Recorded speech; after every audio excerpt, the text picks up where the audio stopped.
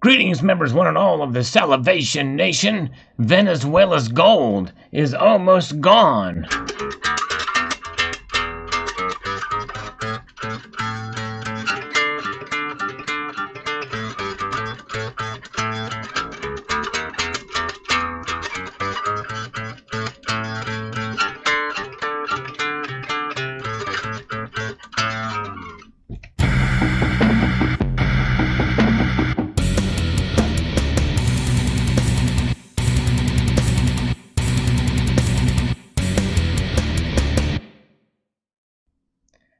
That's right. Iran is taking a lot of gold out of Venezuela's almost empty vaults, according to this article here from Bloomberg.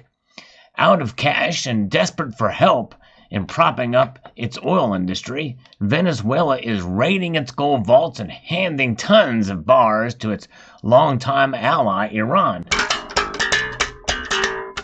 According to the people with direct knowledge of the matter, government officials piled some 9 tons of gold, an amount equal to about $500 million on Tehran-bound jets this month as payment for Iran's assistance in reviving Venezuela's crippling gasoline refineries, the people said.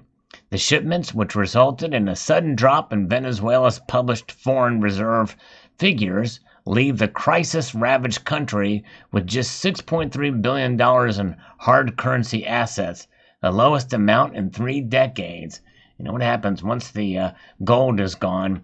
Well, there's not much else left.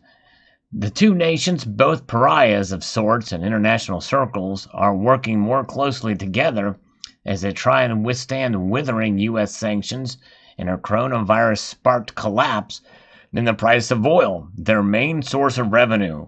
For Iran, the deal provide a fresh source of revenue. For Venezuela, they ensure that its supply of gasoline doesn't totally run out.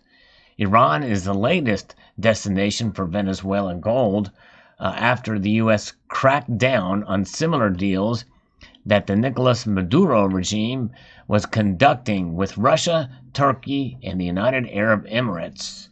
The sanctioned Tehran-based carrier, Mahan Air, has flown more than half a dozen jets to South American nation in the past week alone. Most delivered gasoline additives, parts, and technicians to help repair a key refinery along Venezuela's northwestern coast. Meanwhile, Mahan has sent other planes to the international airport outside of Caracas, where they are loaded with the gold bars to take back to Tehran. And the people who asked not to be named because they aren't authorized to speak publicly about the transaction. You can see here from a delivery in 2018 that they're shown wrapped in plastic. So it's very interesting indeed. Let's take a larger photo of that, or picture of that, and see if we can see any markings on there. It doesn't appear to be a whole lot. Almost looks like that's sort of like doré or semi-processed, but it could be, purity to meet some sort of standard somewhere. But anyway, here we can see the cash crunch for Venezuela's foreign reserves, which has fallen to its nearest lowest in decades.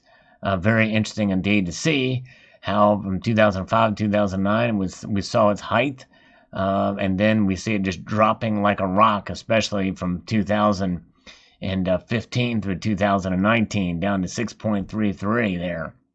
A press official with Venezuela's central bank, which holds the gold, didn't respond to requests for comment, nor did officials at Venezuela's Information Ministry or Iran's Ministry of Foreign Affairs. As oil prices collapse, the gold held in Caracas is now an even more important source of wealth for Venezuela, which has been driven into extreme poverty under Maduro's socialist rule. While the country holds some 70 tons of gold in its vaults, selling it has become increasingly difficult.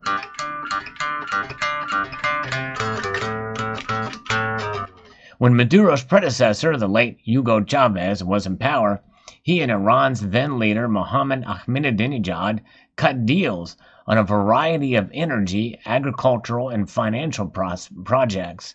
They even opened a joint car assembly plant west of Caracas. After a brief and rare respite, Venezuela's currency is once again in free fall, and inflation has started picking back up, with the annual rate climbing up to about 3,500%, according to a Bloomberg index. We haven't really heard much from Venezuela until this story, it seems like. A strict quarantine to fight the coronavirus pandemic is beginning to show cracks, and the risk of greater social unrest is growing as Venezuela frantically tries to secure food and fuel. With much of the central bank staff self-isolated home, the transport of the gold bars into armored cars to be taken to the airport was discreet and conducted by employees and heavily armed security officials, with the vaults located in downtown Caracas, according to the people familiar with the matter.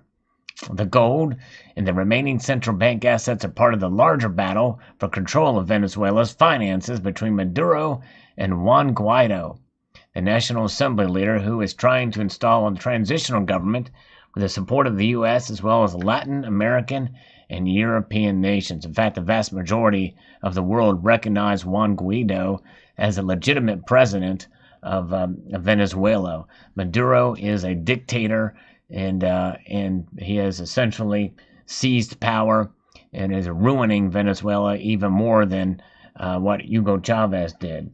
So there you have it. Very interesting indeed how this is happening, and we're seeing, there's two lessons here. Number one, socialism never works, and especially in ties with a dictator. And number two is gold is the ultimate safe haven, and we're seeing that Venezuela is now about to exhaust almost all of its gold reserves because of it. But there it is. Fascinating indeed. Post your thoughts below. Very interesting story about Venezuela's gold. It's about gone. And so, yes, indeed. There you have it. I hope you enjoyed this video. I would like to extend a multitude of gratitude to you all for watching, and encourage you to please rate, share, comment, and subscribe.